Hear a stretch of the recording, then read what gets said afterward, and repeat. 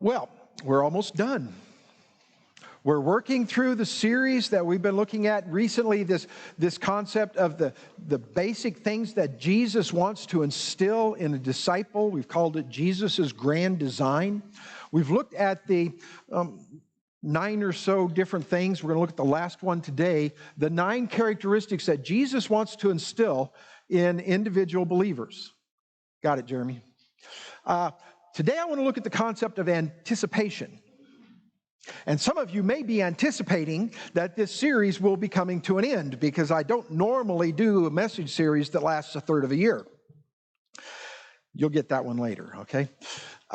We will be looking next week at wrapping all of this up, and then the week after that, Galen Burkholder is going to be here and speak to us. So I'm kind of looking forward to hearing what he has to say. But for today, we're going to try to answer the question, what does Jesus want to build through our lives? Now, you may not know this about me, but I have the opportunity to spend a lot of time with leaders of other churches. In fact, this week on Tuesday, I'm going to have the opportunity to get together with several pastors, and we're going to have a speaker come who's going to present a topic that I probably could use some growth on, the concept of Christian counseling people from the Bible and with the troubles that they have in their lives. Looking forward to that. And then on Thursday, I will be helping to host a meeting of all the pastors in the Enid area, and we will be hearing from a representative from our city about that. And then on Saturday, I'm going to personally host another meeting of pastors right here in the church from all over the state, and we're going to meet together and have breakfast, and we're going to pray for each other. Usually it keeps us till about 1 o'clock in the afternoon, and I really enjoy that opportunity to interact with other pastors.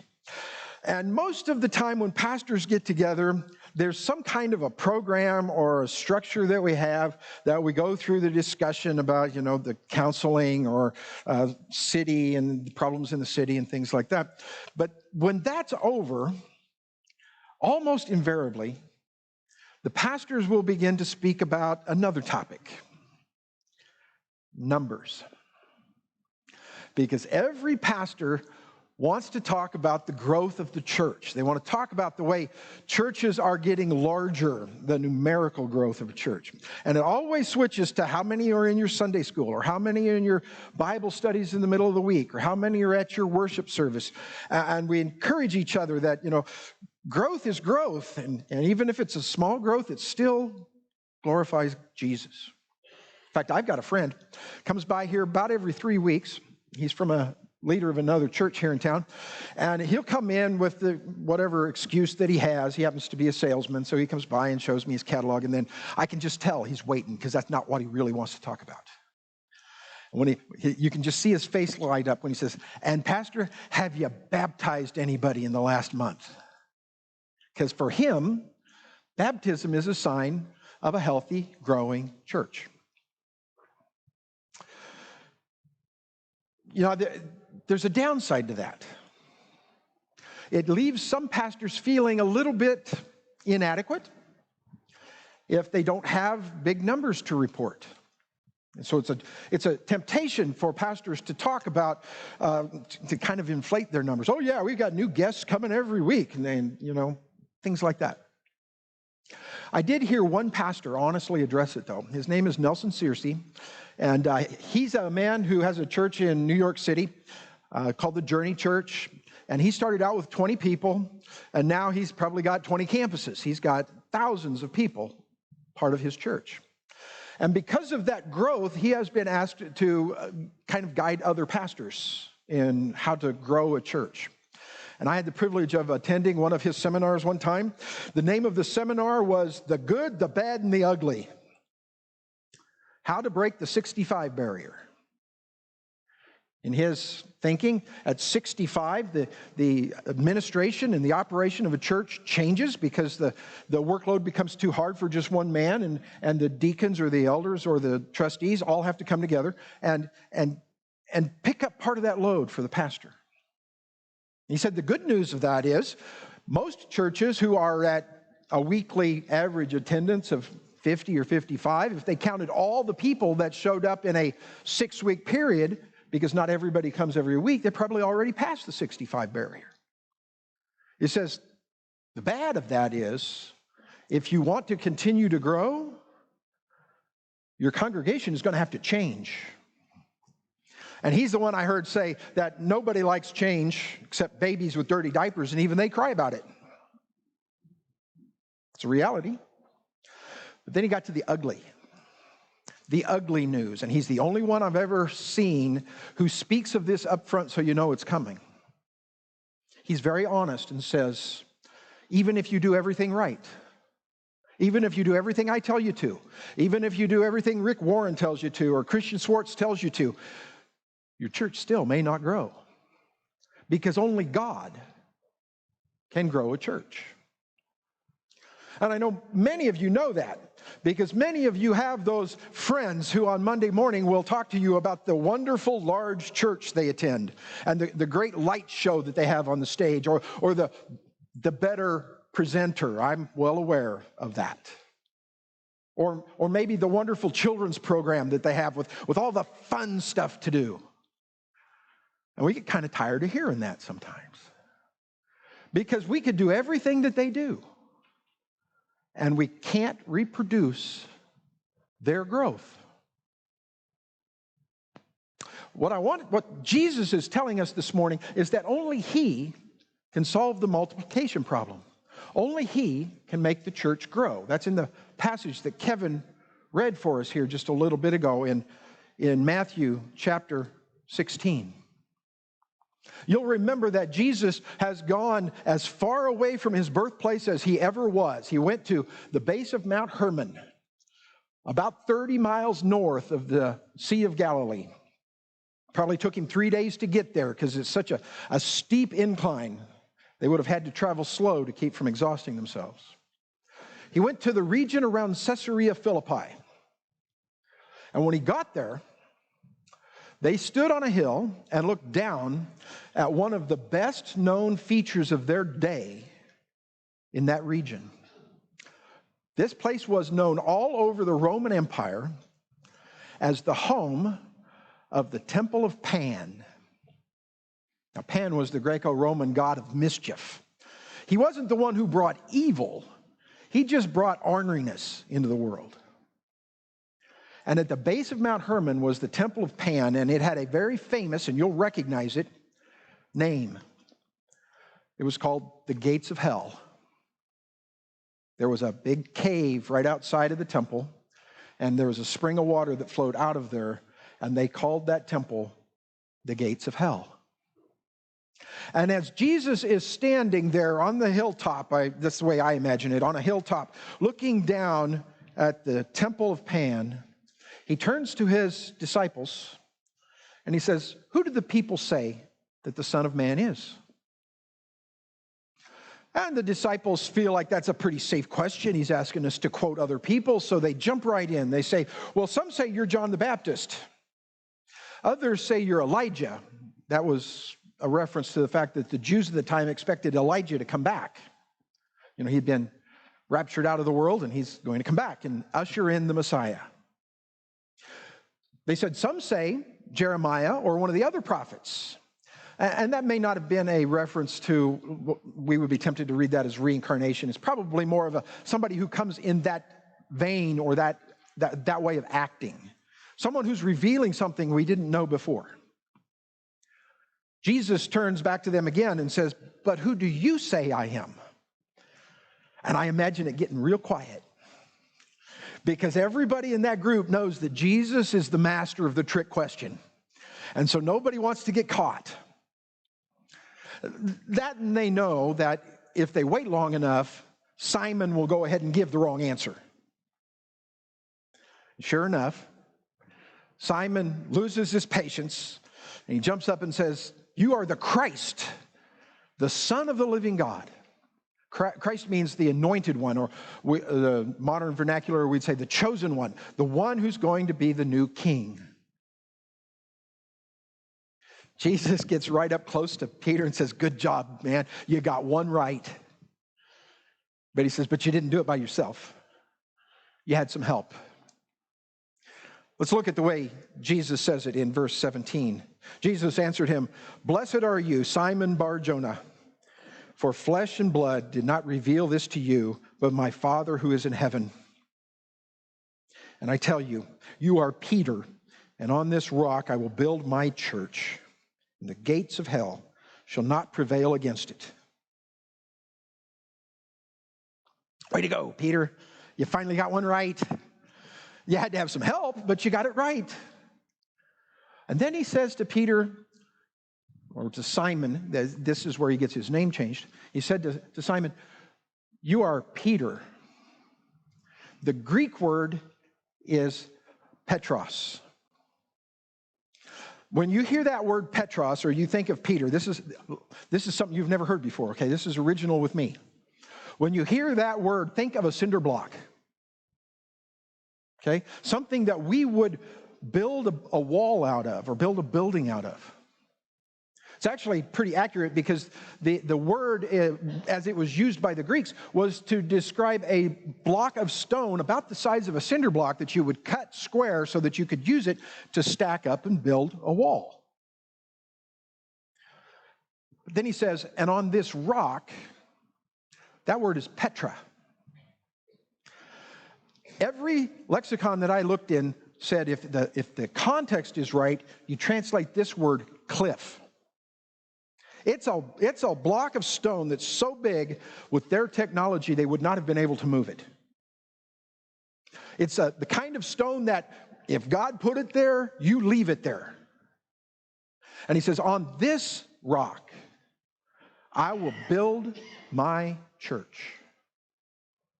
He's saying to Peter, on this rock, on what, not on Peter, not on the apostles, not even on himself, but on this rock. What is this rock?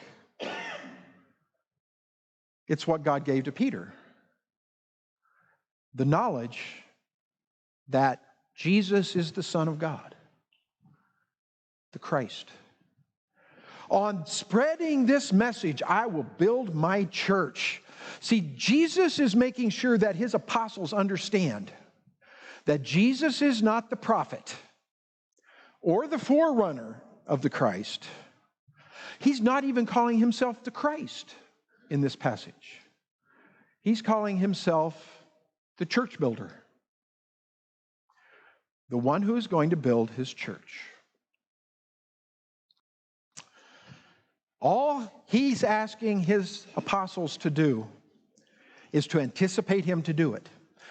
To expect the church to be built out of the cinder blocks of the truth that Jesus is the Christ, the Son of the living God. Throughout the rest of the Bible, he will ask his people to pray. And that's where everything in the church starts, is with prayer. If we can do it without prayer, then it's not big enough to glorify God.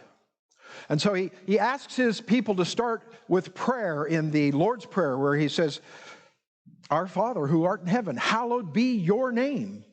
Your kingdom come. Your will be done.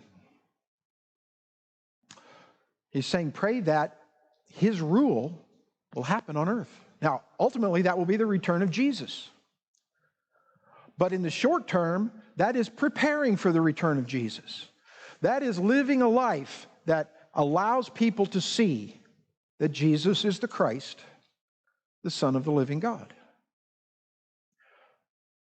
You may choose to start praying right now, or in your morning prayers, or in your evening prayers before you go to bed. God, who's in my life who doesn't know that Jesus is the Christ?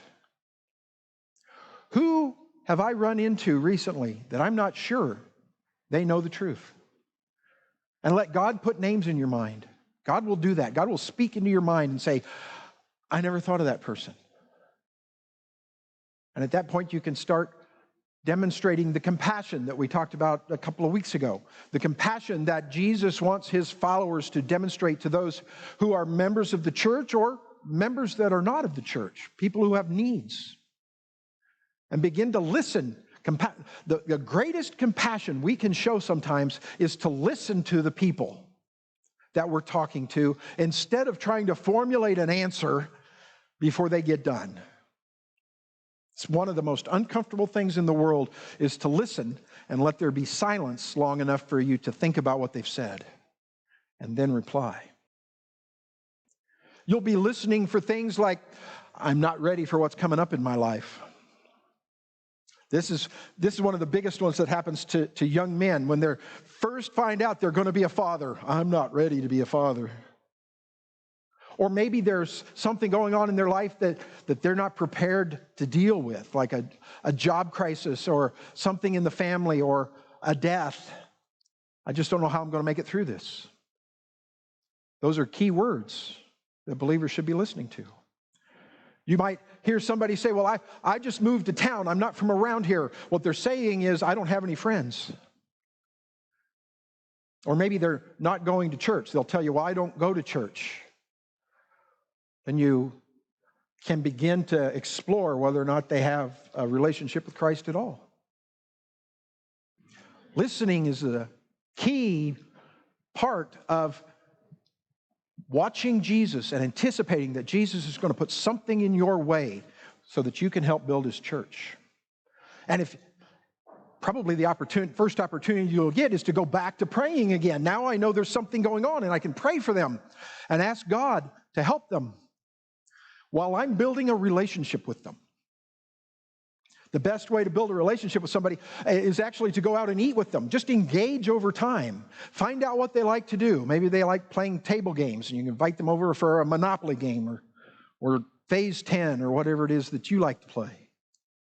Or maybe their kids are in a sports program, and you could attend that and encourage them that someone cares what's going on.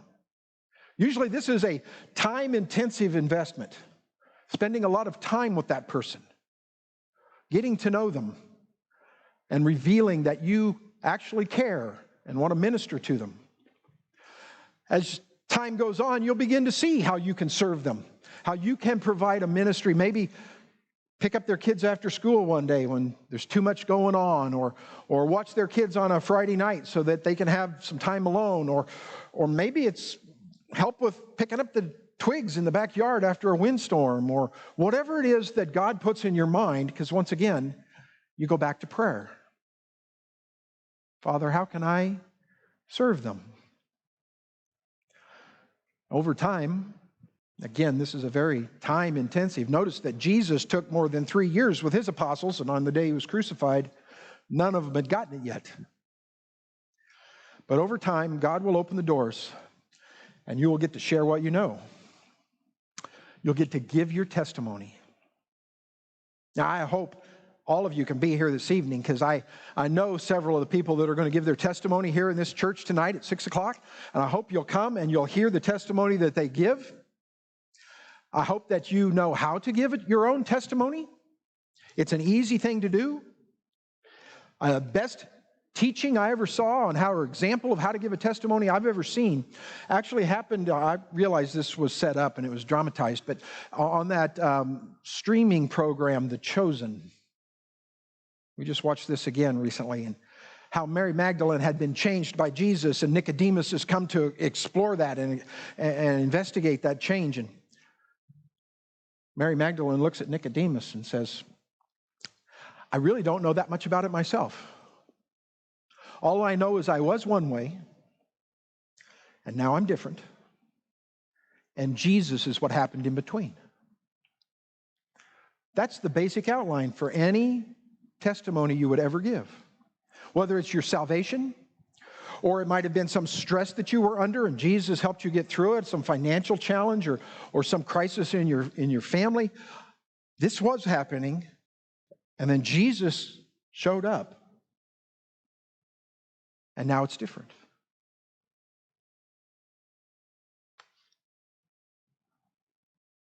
All of us can share our story. And some of you have already figured this out, okay? If you look at the right column there, it spells bless. All we're trying to do is bless the people around us. Another way to say that is we're trying to love our neighbors like we love ourselves. We're doing unto others as we would have others do unto us. Being a blessing.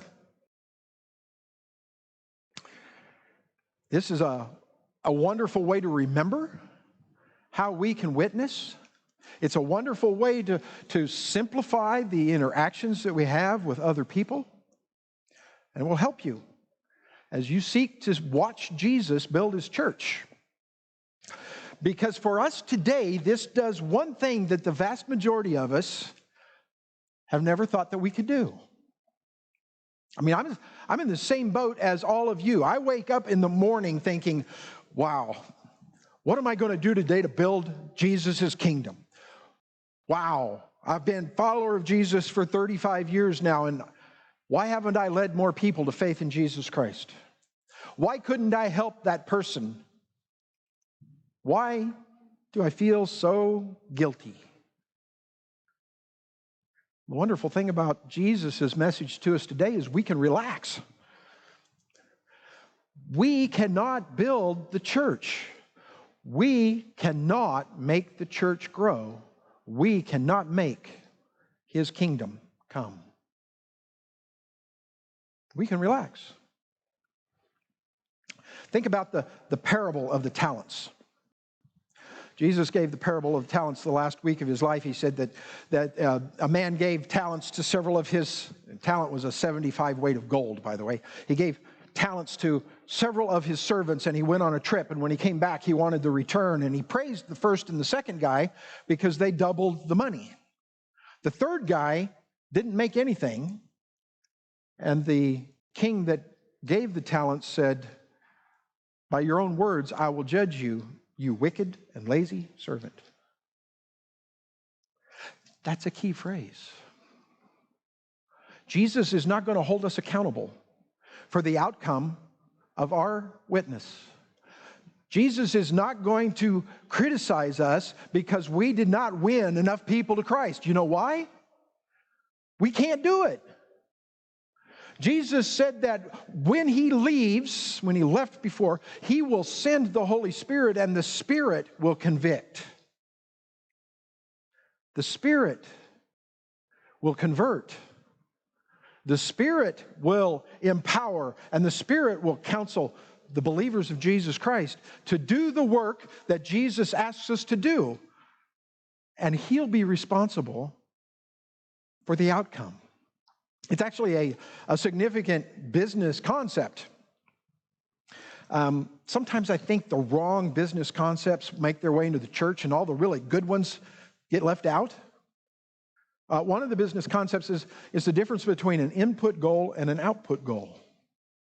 I really love the church to absorb this a little bit more regularly, the difference between what you put into it and what you get out of it. Because we can walk around our neighborhood for years and knock on all the doors and say, "Can I pray for you?" Or "Would you come to our church?" Or "What can I do to bless you?" And we can't make them answer us. I've knocked on, I don't know how many doors. "Oh no, we're okay. We don't need prayer." I can't make them. But I can be faithful to put in the effort to knock on the door. See, in that parable of the talents, the king wasn't interested in the return. The king was interested in the input that they would make and to watch whether they even tried. What they put into it is what Jesus is measuring. Because we can't build the church. We can't change people's hearts. We can't adjust people's schedules. Only Jesus can. Now, some people in this room really need to relax and just pray that God will give them opportunity and be faithful with the opportunities that God gives. Some of us, though, probably should look at our hearts and say, am I taking advantage of the opportunities God gives? Am I being alert for those people in my life that I could bless? And I know for myself, there have been many times I've thought back and said, that was my chance, and I didn't see it coming. That was my chance, and I was too preoccupied with my busy schedule or the important things that I'm trying to accomplish. And I blew it. Isn't it wonderful that we don't live in a system, in a relationship with God, where we have to produce to keep that relationship going? God's grace is sufficient for us. We are saved by His grace, not by anything we have done to earn it, but by His grace. And we then turn around and try to bless other people in response to, not in order to earn, His favor. Because Jesus is the only one who can build the church. We can try, and we can do, and we can promote, and if the church grows because of our effort, we have done something that will not last the generations.